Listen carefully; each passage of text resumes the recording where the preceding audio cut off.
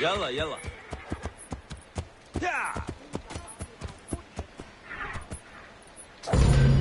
Welcome to Roman military equipment. The strength of Rome was directly dependent on its military supremacy and fundamentally militaristic society. Regular citizens, comprised mostly of farmers and herders, joined to protect their land and families. In return for their service, members of this civic army were allowed to vote. Trained to be highly disciplined and obedient to superior officers, citizen soldiers developed a deep sense of loyalty to their city.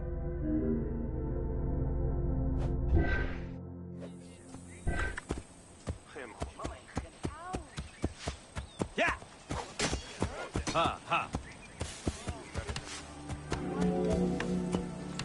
The quality of the armor of a Roman foot soldier was intrinsically linked to his social status and wealth. Chainmail was the most commonly used type of armor. Scale armor, made famous in today's media, came into use after Caesar's time. Foot soldiers carried large and oblong shields, while the cavalry used smaller ones of Greek origin. Soldiers were expected to carry their own kit, including the tools required for the construction of forts and tents.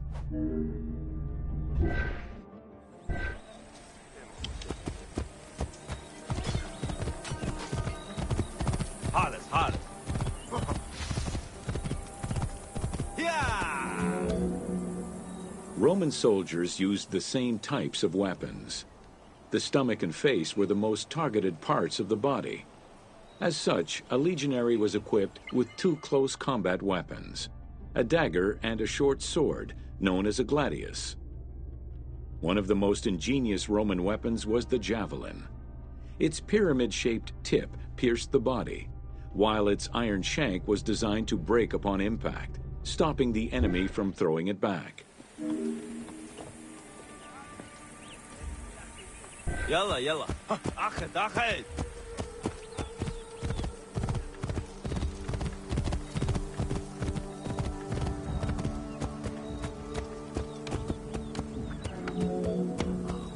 During their conquests, the Romans regularly transformed enemy technologies to add to their own formidable arsenal. After capturing a Carthaginian vessel, the Romans adopted its better features and constructed a superior fleet of ships. Adapting heavy artillery designs from Greek models aided the Romans in building catapults and ballistae. The latter became an iconic symbol of Roman warfare.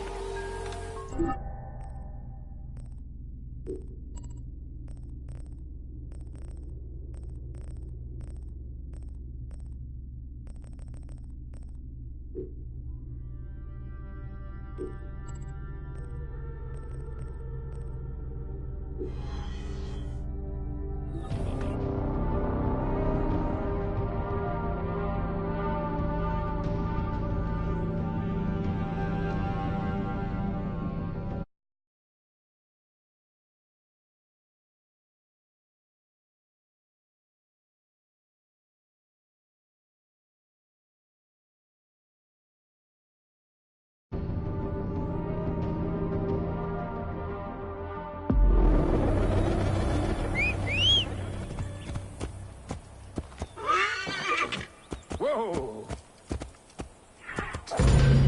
Welcome to Roman forts.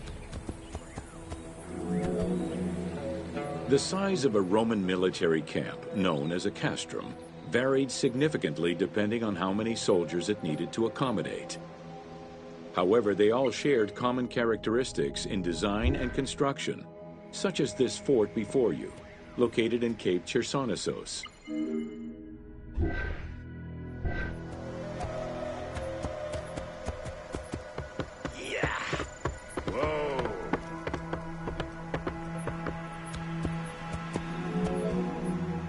Rectangular in shape, the forts were heavily fortified by ramparts and a ditch system.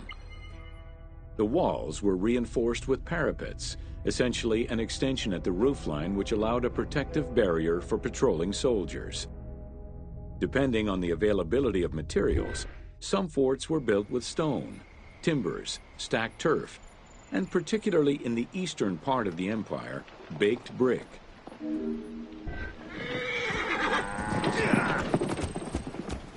Whoa! Yeah. Whoa! Access doors on all four sides were each flanked by guard towers. The commanding officer was positioned in the middle of the camp, giving him a clear view of the troops and the main gate. Yeah.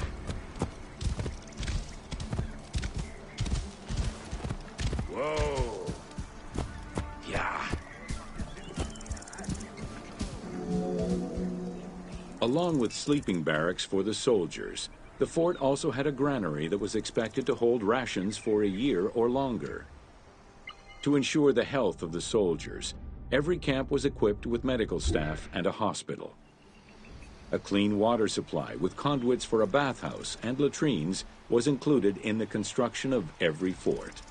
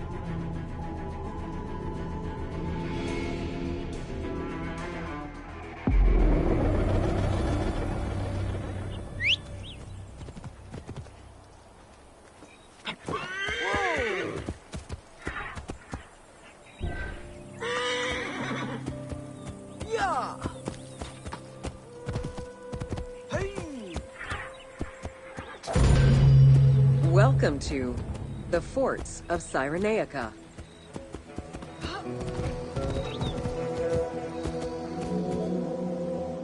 Cyrenaica was a Libyan region under Roman control, gifted to Rome by one of Cleopatra's ancestors. The remains and foundations of ancient fortifications were discovered in the 19th century in the southwest of Cyrenaica, as well as a Roman garrison dating back to the 1st century CE. Evidence shows that these forts were of Libyan origin, rebuilt and modified by Roman engineers when Cyrenaica was part of the empire.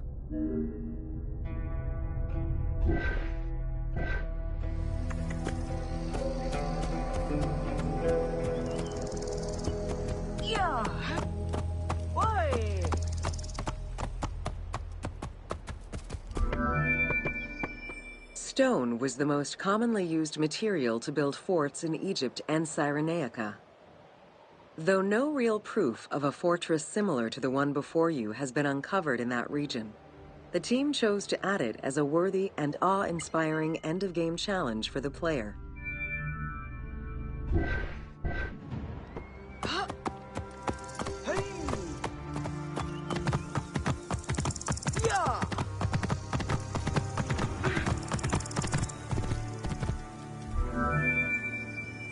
The forts of Cyrenaica were intended to prevent invaders from gaining access to the main route that led to the country's 5 most important cities.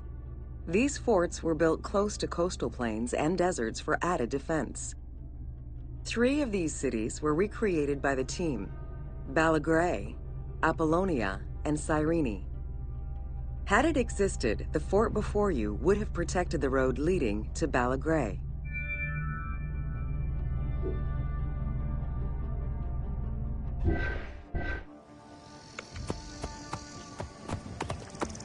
Boy!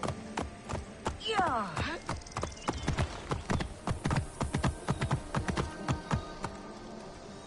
Yeah! Whoa!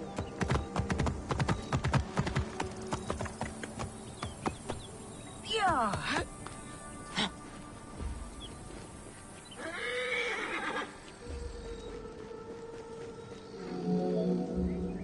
Other than reference to an attack around 404 CE and a military reorganization by Emperor Justinian during the 6th century CE, we still know little of the Roman military presence in Cyrenaica.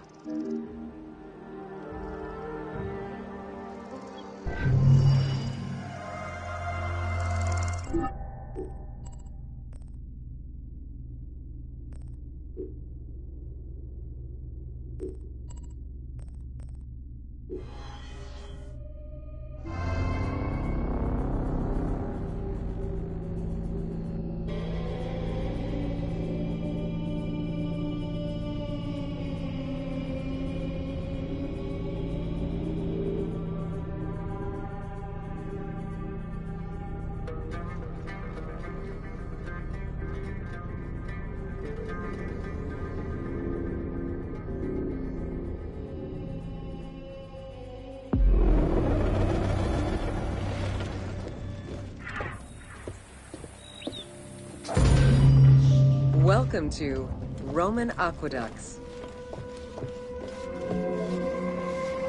Water management was taken seriously by the Romans. Cyrenaica benefited greatly from Roman administration with the construction of aqueducts and canals. The source of water varied depending on the location. Many aqueducts were built at the foot of the mountains, offering greater flow from the melting snow.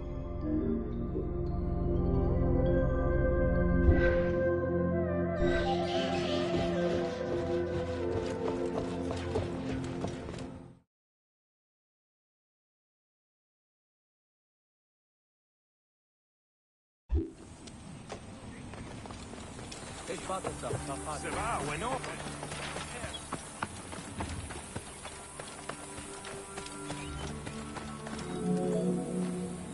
The ability to transport water over a greater distance increased agricultural production.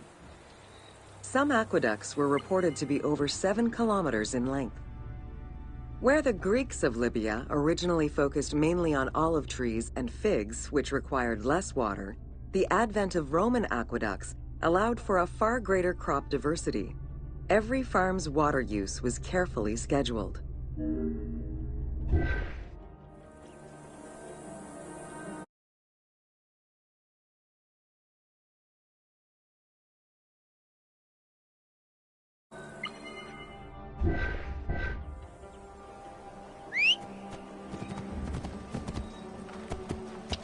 Yep. Hep, hep, hey.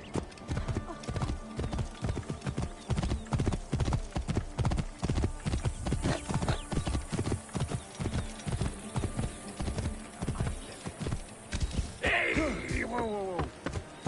Yeah. The engineering methods used to create aqueducts were constantly reviewed, with a clear focus on exploiting the local environment. Materials, water usage, cleaning regulations, and a deep understanding of how to exploit gravity itself were all important concerns. Several fortresses were built to protect the aqueducts, basins, and cisterns. Yep. Oh!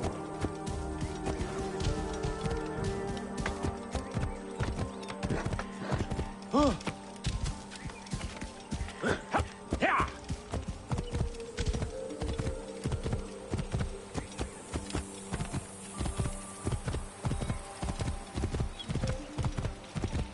Whoa, whoa.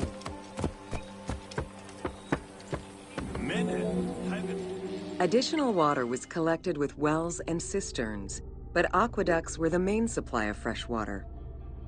The water was distributed based on the collective needs of the city, before the private needs of an individual.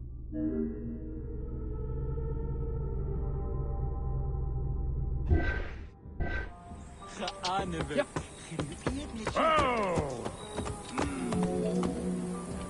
Almost all aqueducts ended in a fountain where the water circulated to clean the streets and supply bathhouses and latrines, thus improving the cleanliness of Cyrenaica's cities.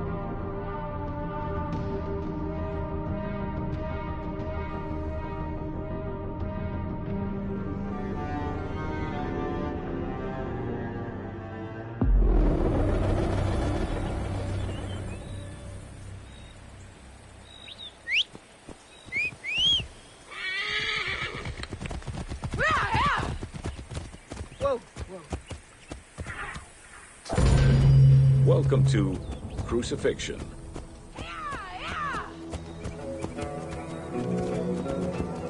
In terms of the severity of Roman justice, crucifixion was at the top of the list of corporal punishment, followed by death by fire and decapitation. The upper class considered crucifixion unworthy of their position. Those lucky enough to have Roman citizenship were also exempt from such treatment.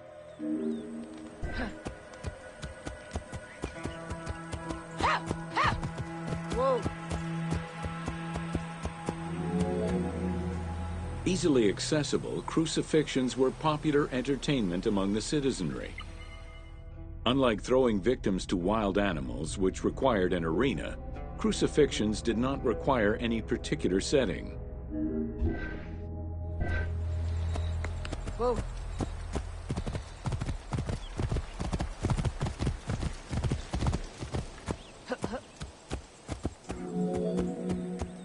Those subjected to crucifixion were almost always slaves, traitors, and lower-class citizens.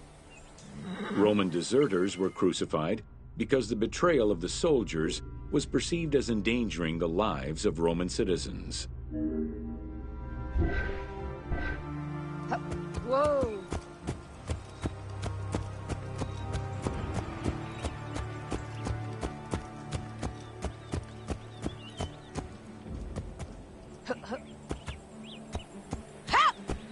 Whoa! In 71 BCE, a major slave uprising in Italia was repressed by the Roman army.